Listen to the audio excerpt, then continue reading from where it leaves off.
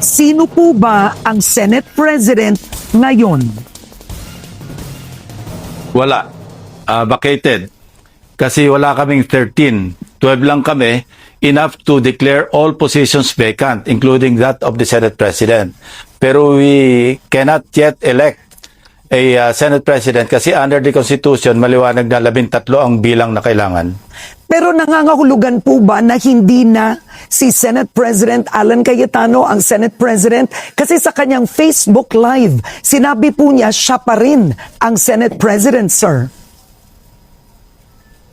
Yun ang problema, Karen, kasi kung naandito sila sa session hall, dito sana kami magdedebate. Mahirap ang kipagdebate sa Facebook.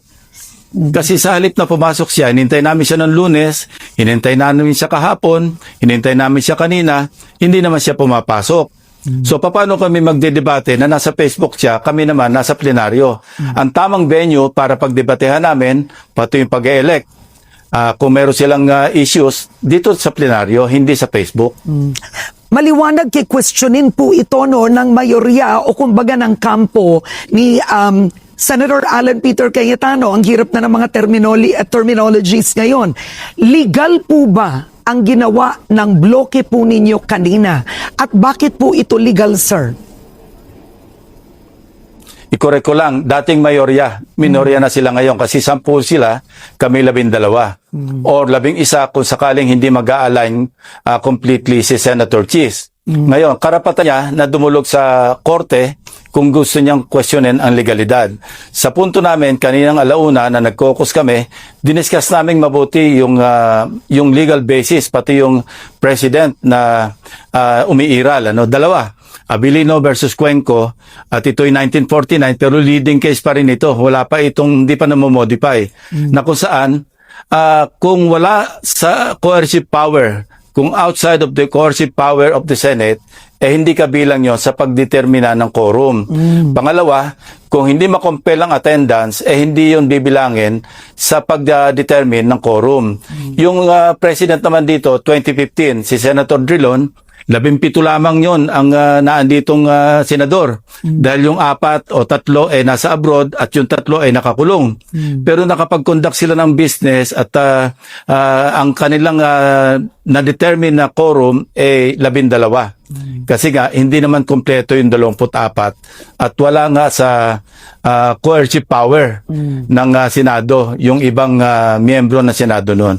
Paliwanag, Karen, maraming legal opinions na lalabas dito. Ang tangi lamang makakaresolve nito, kung gusto nilang dumulog sa Korte Suprema, doon tayo makikinig. Pero sa maski magdebate tayo till kingdom come, wala tayong mariresolve. Kaya kung gusto niya, pumunta na lang siya sa Korte Suprema para questionin yung nangyaring kanina sa session hall. Senator, paano po ninyo, ng grupo ninyo na kumbinse na sumama sa sesyon si Senator Cheese Escudero?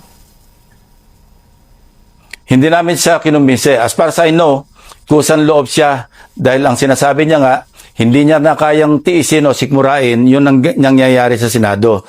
And we admire him for that. Kasi yung kanyang very appreciative kami sa kanyang naging position kanina na ang dahilan, ang kusang loob niyang pagsama sa sesyon ay para mabigyan ng kaukulang quorum. Kasi 11 lang kami. Kung mapapansin ninyo, mula Lunes, kahapon, hindi kami makapag-conduct ng business kasi wala kaming quorum. Ginagalang namin yung quorum na 12. Ngayon, nung dumating siya, nakapag-conduct kami ng business kanina at nagpapasalamat kami sa kanya. Wala pong kondisyon, wala po siyang hiningi. At wala rin kaming pagkumbinse, bagkus, kusang loob siya. At ito na pahayag na rin ni Senator Cheese, ginawa niya ito dahil nga mahal niya yung Senado as an institution.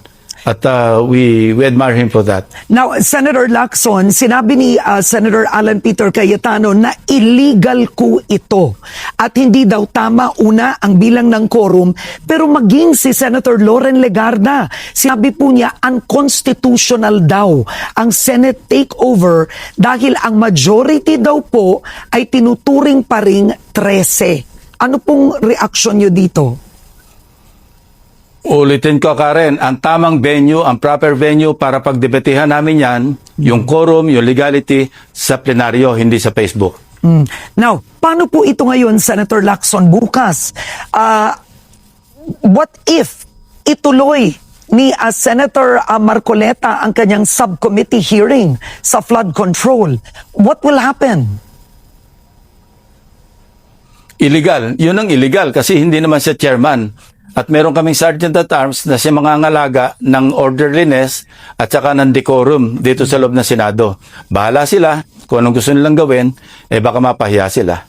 Now, Senator Lacson, paano po ang July 6? Ang July 6, ang unang araw, dapat po ng impeachment trial ni Vice President Sara Duterte. Nangangahulugan po ba, sir, magbabago ang presiding officer? Di ba ang Senate President, ang presiding officer po? Tuloy yung July 6, tuloy yung nangyaring pagsasubmit ng komento ng Vice Presidente noong June 1. At tuloy din yung deadline, yung period na magsasabit ng reply o komento yung prosecution.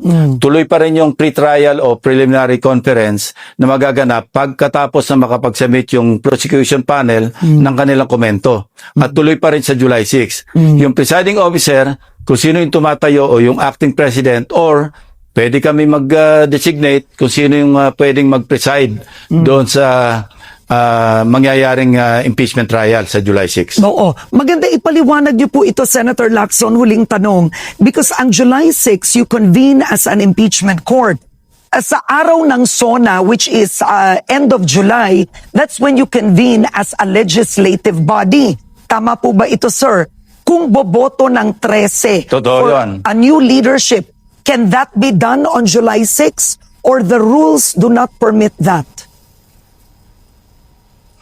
Ang pinag-usapan namin, hihiling kami sa Pangulo para tumawag ng special session. I see. Hindi lamang sa tungkol sa impeachment, tungkol din do sa nabinbin na confirmation ng ilang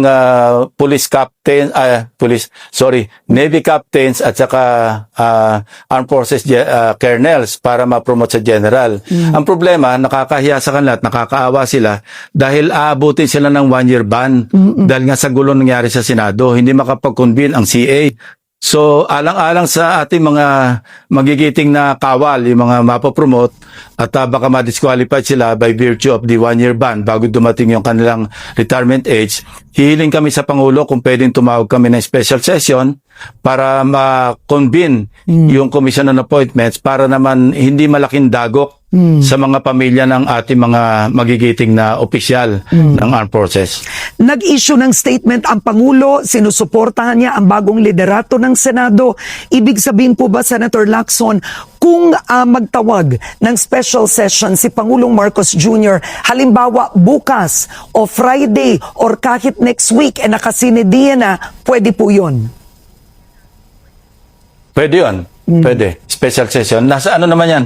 Nasa konstitusyon naman yan na pwedeng tumawag ng special session ang Alright. Pangulo. So, it's clear para po sa inyo, vacant ang Senate presidency sa ngayon. Maliwanag yon. Bakante ang Senate presidency na posisyon.